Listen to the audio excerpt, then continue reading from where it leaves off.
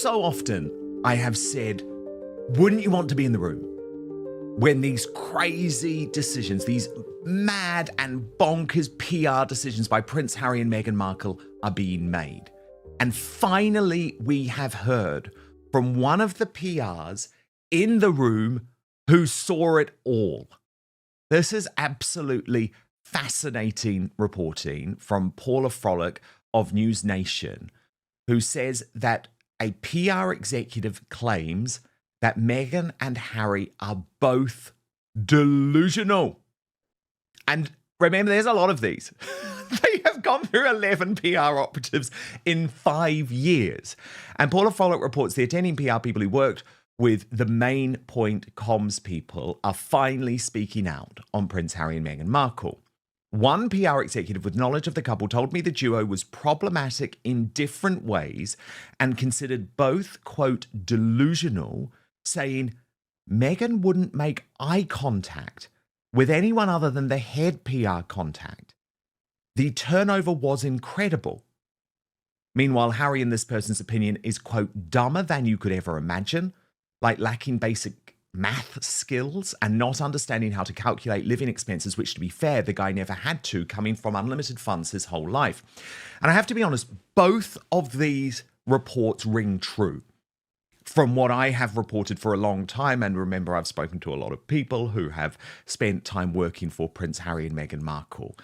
The delusion comes in very different ways. And I think while it is harsh, we have seen that with Harry, there is just a lacking in real-world experience and an intellect to the point where he has trusted Meghan in areas that he shouldn't have, because she has convinced him that she knows. She clearly doesn't know. As Paula Frolick goes on, to add insult to injury, the former PR person said people couldn't put the work for the Sussexes on their resume as they had to sign a non-disclosure agreement, and also that it was pointless work because there was no impact of the work, you know. Now, Harry and Meghan's current rep told me this story is not true. However, this would not be the first time a staffer was offended and hurt by Markle. In 2017, Meghan's handler allegedly demanded a private table, saying it's for someone who is dating a prince. Meghan stood by silently and aloof. Meghan was also very rude to an undergardener at Windsor. The head gardener complained to the Queen, who told Meghan off, saying, in this family, we don't speak to people like that. And of course, I go back to my initial reporting, which actually blew the lid of this whole thing, which was that the real reason Catherine and Meghan Markle first fell out, and it still annoys me to this day, that Meghan's team have tried to muddy the waters on this, and Harry tried to muddy the waters of this in Spare and made it all about the fact that Meghan was cold and didn't want to hug Catherine and wouldn't lend her the lip balm. I mean, by the way, who wants to borrow someone's lip balm? It's really odd. It's not a hygienic thing. But that's what Harry had to grasp onto. Because the very real reality is that the first bust-up between Catherine and Meghan Markle came from the fact that Meghan Markle was speaking to the staff at Kensington Palace in such a revolting manner, and that Catherine just wasn't going to have it. As Paula Frolick goes on, multiple sources said Meghan would be warm and effusive at first, then turn cold and withholding toward the person she perceived to be responsible when things went wrong. She's constantly playing checkers when you are not in. You were to be thrown to the wolves. Undermining, it's talking behind your back. It's gnawing at your sense of self, really like Mean Girls teenager. A report goes on. Meghan Markle's tough year had a rough start, of course, in 2026 with her show With Love Meghan officially cancelled by Netflix, which didn't pick up her movie Cookie Queens despite a first-look deal. It was also reported that the streamer, a partner in her As Ever company, has been giving away all of her products, and Kim and Khloe Kardashian confirmed in Khloe's podcast that Meghan and Harry were never presented with a photo consent form at their mother Chris's 70th birthday party, as the couple had claimed. As for Harry, his lack of intellect has also been well documented, even by himself in his autobiography Spare. He recalls King Charles gently steering him away from academics, acknowledging that he was not the scholarly one in the family. Harry also writes that his Eton housemaster told him bluntly, "You're not the university type," and admits he couldn't picture himself spending years bent over a book. That's not all. After he was caught cheating at Eton, the prince claimed in court he was dubbed thicko by the British papers, and after he moved to the US, he told Jack Shepherd he didn't understand the First Amendment. Let's hope the year gets better for those two. Brittany from the Royal News Network joins me now. And Brittany, what I find so interesting about this is that it does match up with a lot of previous reporting, which suggests that there is a game plan in terms of how Meghan brings people in, promises them the world, slowly turns on them. But because of the lack of intellect of Prince Harry, and I guess the way she has manipulated him in what is an emotionally abusive relationship, I would argue, for such a long time, he to this day still goes along with who she happens to be the pointing the finger at. And it's never her fault. And then you think about, goodness me, no wonder she can ever build relations with people if she's not even prepared to look people in the eye. It's just a terrible way to act. What do you make of this new reporting from Paula Frolic? Dan teams up with the Royal News Network to unpack what sources claim is the private view of Meghan Markle and Prince Harry's former PR team. According to recent reports, individuals who once worked closely with the Sussex brand have shared candid reflections about strategy, decision-making, and the challenges of managing one of the most scrutinised couples in the world. While not all details are confirmed, the alleged insights paint a revealing picture of the pressures behind the scenes. In this segment, we break down what's being claimed, how PR dynamics shape public image, and whether these reported opinions explain some of the Sussex's biggest media moments. Like the video, subscribe for more in-depth royal analysis, and comment below. Do you think PR teams shape the narrative, or do the Sussexes control their own story?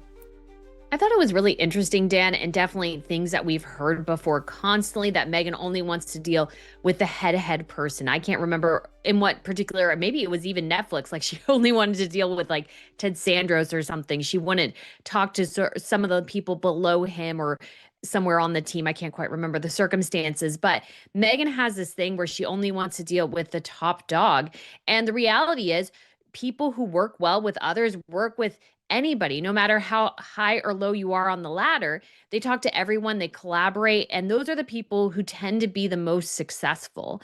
But Meghan has this massive, massive ego. And I mean, it started way back in the Suits days. I mean, she was what, 7th on the call sheet, but in her mind, she was first. And Meghan very much, I think, has a delusion about, how she looks, how she presents. She thinks that dress looked good when it was horribly constructed from this weekend. And so she just has all these delusions of grandeur. And unfortunately, what Meghan, to her benefit, has done well is be able to pitch herself well in Hollywood. But when push comes to shove, when she actually needs to produce products, it's become so apparent how mediocre she is.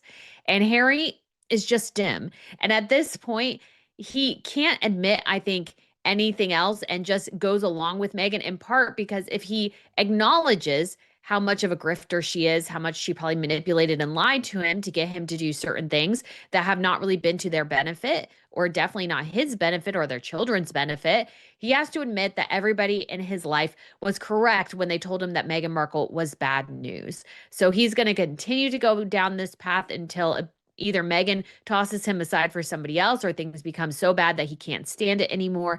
But this is definitely a very, very toxic dynamic. They both have delusions.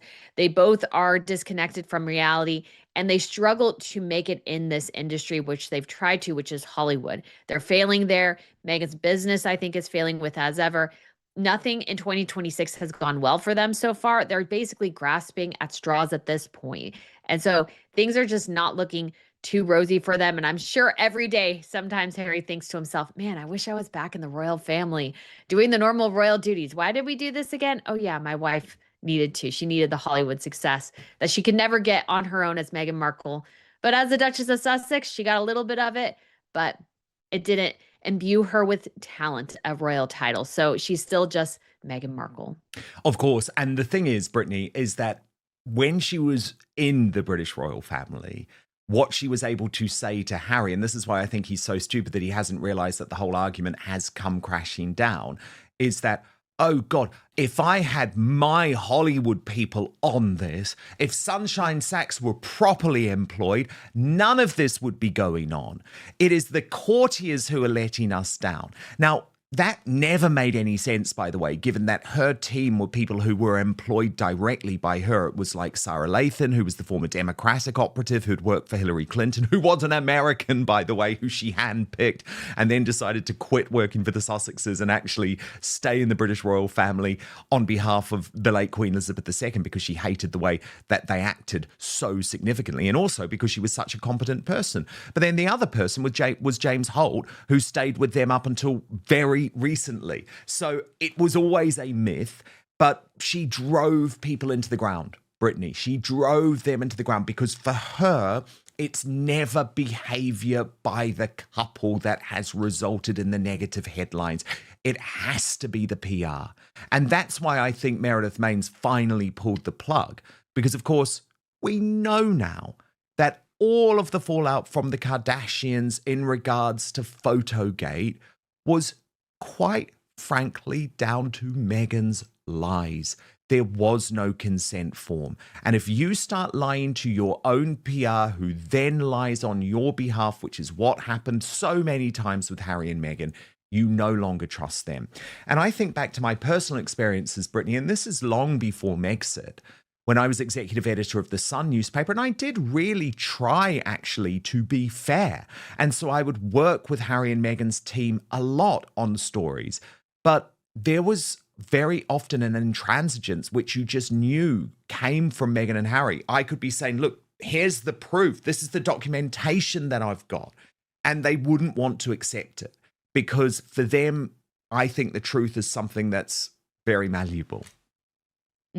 Yes, we've seen this time and time again, Dan, when Meghan Markle gives an interview and these sorts of things. Like she has a very tenuous grasp on the truth. She's constantly trying to spin a narrative.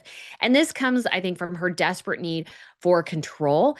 And what she sort of hasn't understood about her life in the royal spotlight, really, is that when you get to a certain level of fame, there are a lot of things you can't control. Meghan could control a lot as a no-name talent on Suits. She could say whatever she wanted and nobody really cared. Nobody double checked because she was so low hanging and so low on the totem pole that it just wasn't worth the effort to double check things. And Meghan, of course, again, like Harry said that, oh, the media has made her life a misery. Meghan's miserable not because of the media, but more because they don't slavishly worship her and just regurgitate what she tells them. They investigate, they question.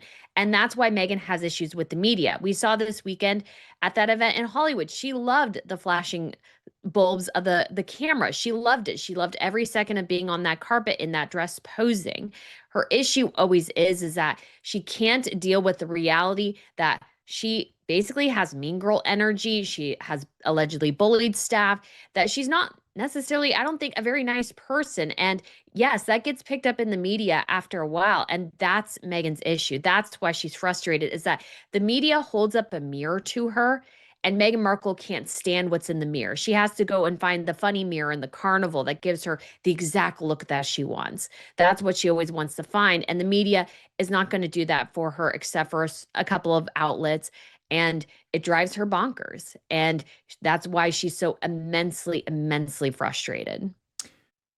Brittany, on a different note, growing pressure on Beatrice and Eugenie as their royal future now looks to have been sealed by Prince William.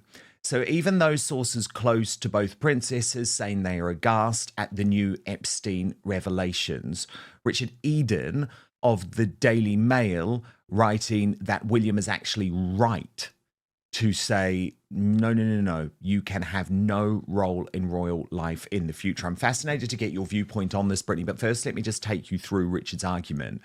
He writes, sadly, after the revelations in the Jeffrey Epstein files made public over the past week, I have come to the conclusion that my hopes for the princesses lie in tatters. Beatrice and Eugenie can never be part of the firm because of their lying, greedy, sex-offending, loving parents. However, sex offender loving parents, I should say. However unfair it might seem to make children suffer for the sins of their parents, the sisters have been so tainted by the former Duke and Duchess of York, they can no longer be considered for former roles with the royal family. They are tainted because their parents actively dragged them into the orbit of a sex offender. In one exchange, the American asked Sarah to use the girls as tour guides at Buckingham Palace for one of his associates, whose name was redacted by the US authorities before the document's release. In a message sent to Ferg in 2010, Epstein writes, "Thank you, Sarah. Could you, one of your daughters, show, with the name redacted, Buckingham? Thanks." Take a moment to consider that email. After a sex offender had been released from prison having served a sentence for procuring a child for prostitution, he was confident enough in his relationship with Queen Elizabeth's former daughter-in-law that he could ask her to send one of the monarch's grandchildren to show his friend around the sovereign's taxpayer-funded home. The casual tone of this email suggests this was not a unique demand.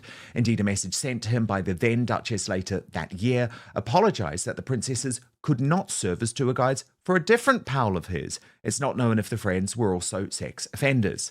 The princesses can go on to show by their actions that they have not taken after their parents, but unfortunately, Andrew and Fergie have left such a stain on the monarchy that they are tainted too. Prince William and Catherine know this, which is why Sarah was not invited to their wedding at Westminster Abbey in 2011, and why her daughters will have no royal roles when William is king. Brittany, are Prince William and Richard Eden right here, or is there any way that Beatrice and Eugenie, who we know are both suffering, Beatrice reported to not even be eating at the moment, Eugenie considering cutting all contact with Andrew forevermore,